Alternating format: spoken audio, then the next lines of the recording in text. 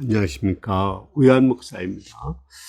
우리 예정론과 결정론의 차이를 아십니까? 예정론이나 결정론의 공통점은 정해져 있다는 거죠. 그러나 예정론과 결정론은 근본적으로 다릅니다.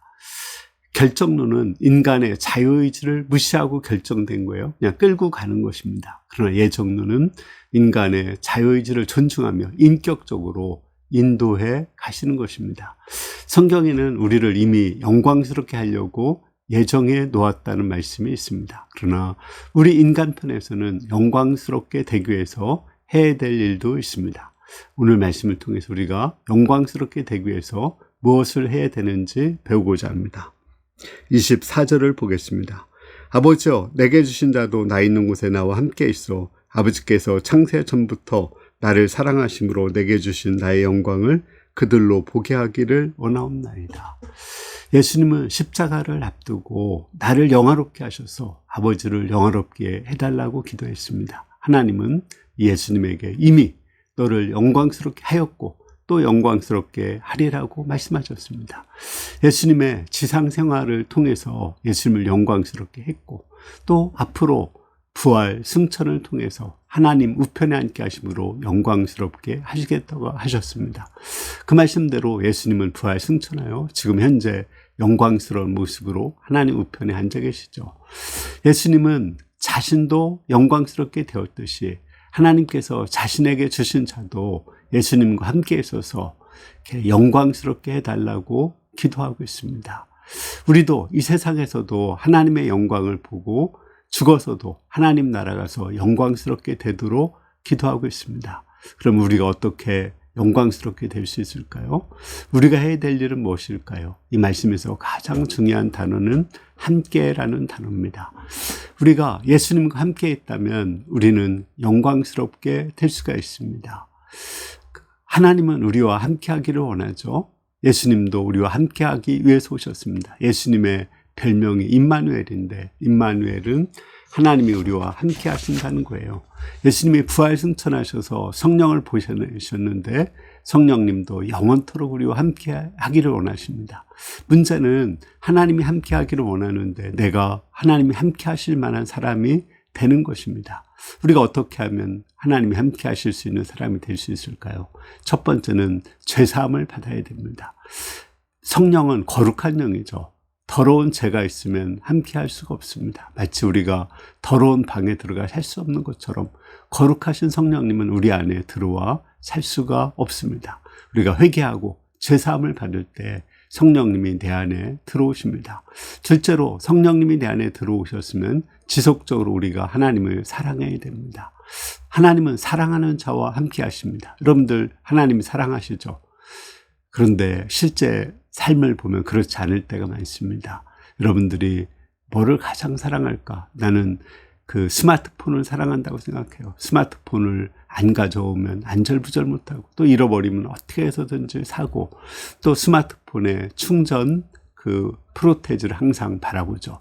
그와 같이 우리가 항상 말씀을 바라보고 예수님을 생각하고 또 성령 충만한지를 살펴봐야 되는 것입니다. 우리는 스마트폰보다도 말씀과 예수님을 더 사랑하고 섬길 때 그때 하나님이 우리와 함께 하실 수가 있습니다.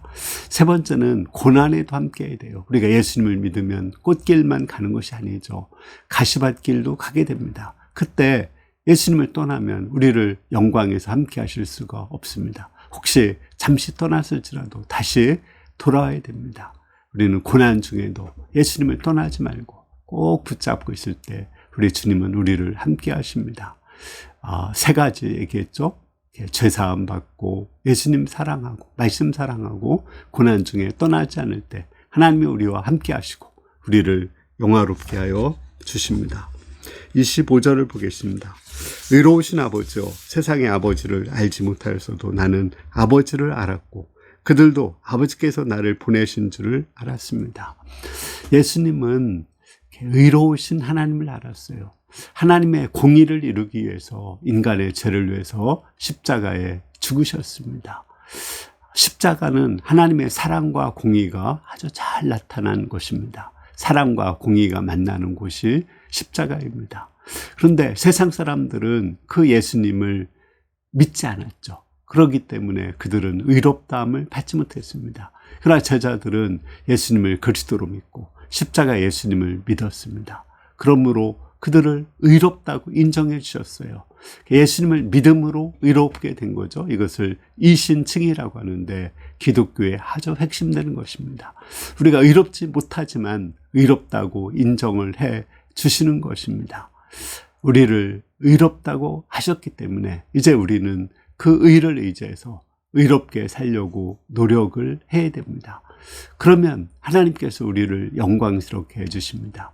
간음중의 현장에서 잡힌 여자 알죠? 예수님은 그에게 나도 너를 정죄하지 않는다고 하시고 그의 정죄를 대신 받으시고 그녀를 의롭다고 해주셨습니다. 그리고 다시는 죄를 범치 말라고 하셨어요. 그 여자가 다시는 죄를 범하지 않았을까요? 예수님은 마음에 음욕을 품는 자마다 간음했다겠는데 그런 삶을 살았을까요? 저는 그렇게 살지 못했을 거라고 생각합니다.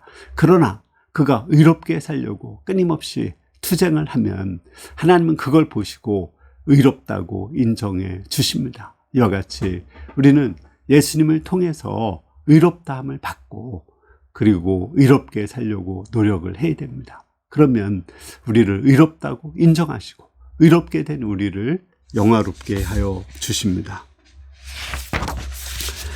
세 번째로 우리가 영화롭게 되기 위해서는 지속적으로 의로우신 하나님을 알아가야 됩니다. 26절을 보겠습니다.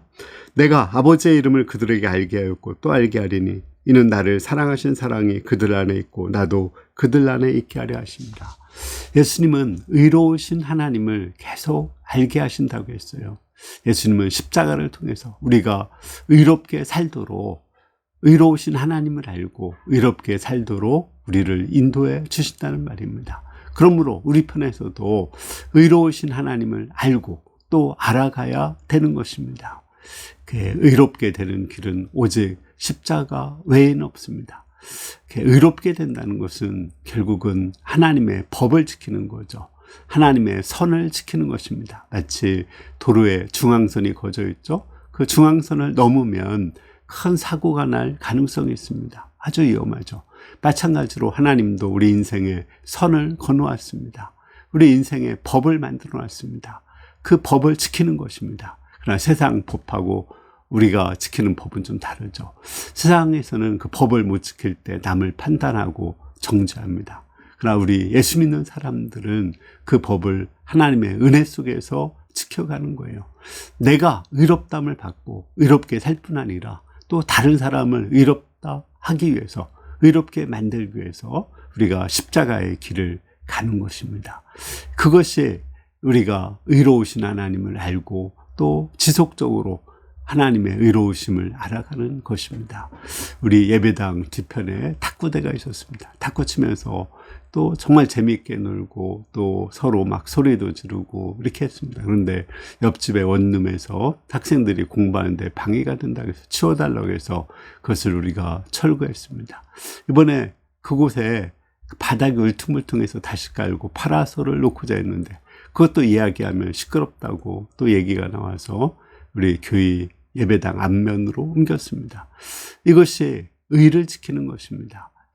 공의를 이루는 거, 우리가 서로 간에 그 선을 지켜주는 거죠. 그런데 그 선을 지킬 때 우리의 희생을 통해서, 우리의 사랑을 통해서, 우리의 양보를 통해서 그 선을 지키는 거예요. 물론 그 선에서 양보하지 못할 선도 있죠. 하나님의 법을 어기는 거라면 우리는 그 양보할 수가 없습니다.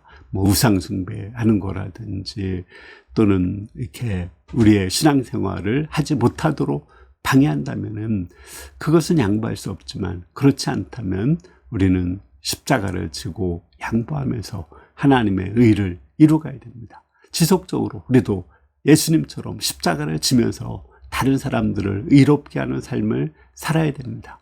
그럴 때 예수님은 두 가지 축복을 말씀해 주십니다. 첫째는 예수님을 사랑하신 사랑이 우리 안에 있다고 했어요.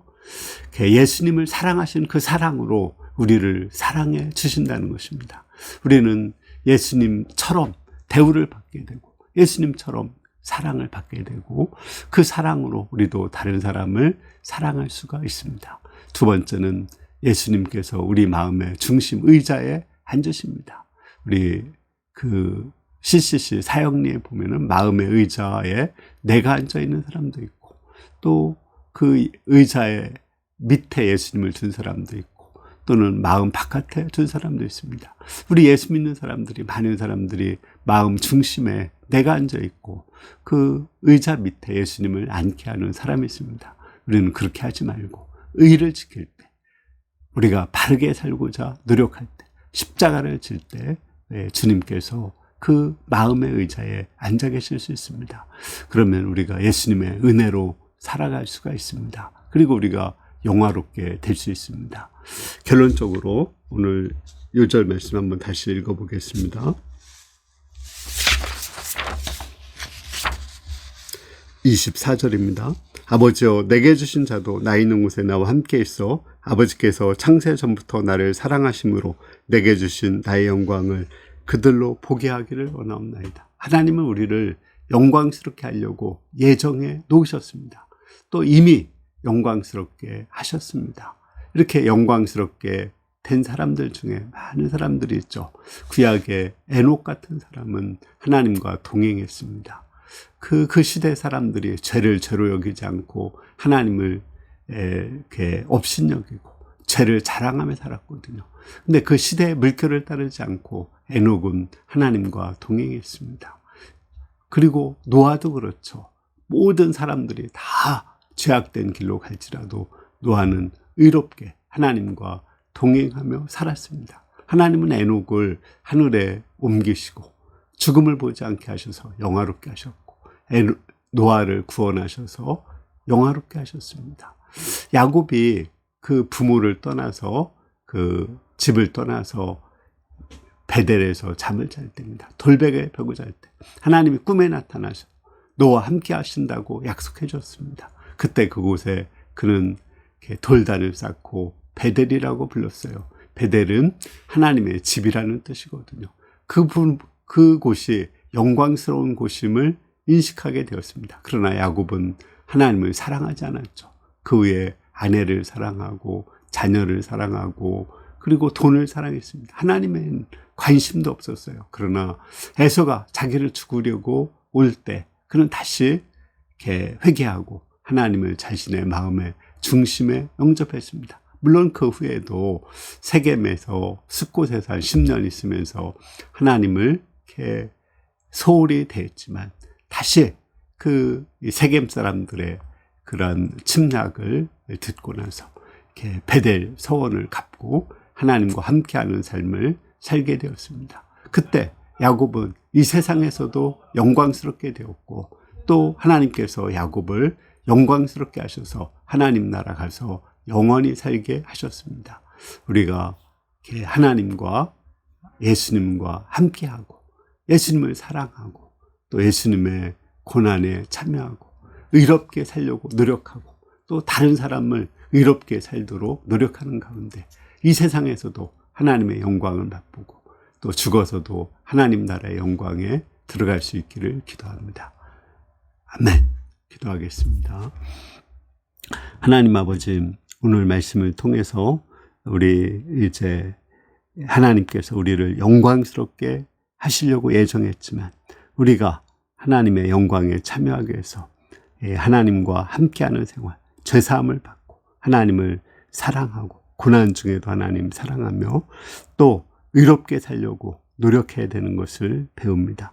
나만 의로운 것이 아니라 다른 사람을 또 의롭게 하기 위해서 노력할 때 하나님이 이미 우리를 영광스럽게 하시고 또 장차 영광스럽게 하실 줄을 믿습니다. 예수님의 이름으로 기도합니다. 아멘. 이미 영광스럽게 했다. 저는 이 말씀의 은혜를 받았어요. 이미 이곳에 천국이 온 거죠. 그러나 또 앞으로도 하나님이 더 영광스럽게 하십니다. 예수님의 재림시에 완전한 영광을 주죠. 그를 위해서 우리가 절대로 예수님을 떠나지 말아야 됩니다. 예수님과 함께하는 삶을 살아야 돼요. 그럴 때 하나님께서 반드시 우리를 영광스럽게 하실 것입니다. 의롭감을 받은 우리가 지속적으로 의롭게 살려고 또 다른 사람을 의롭게 살게 하기 위해서 노력하는 가운데 우리 모두가 다 영광스럽게 될 수 있기를 기도합니다. 감사합니다.